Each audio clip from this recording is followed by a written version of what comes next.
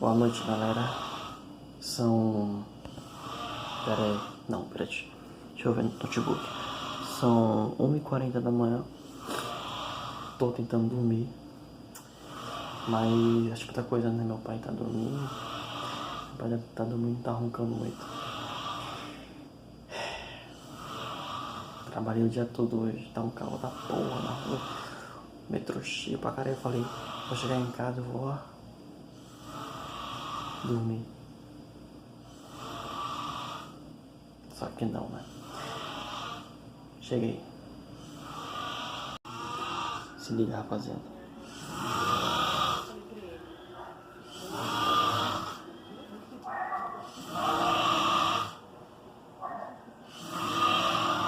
Assusta, né?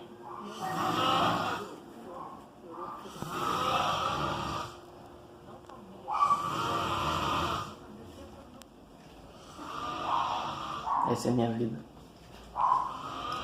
Um quarto só não dá certo. Complicado, né? Mas fazer o que, gente? É a vida. Nada é perfeito. Mas, com fé em Deus, a gente chega lá. Primeiro vídeo pro canal. Desculpa aí, pai, mas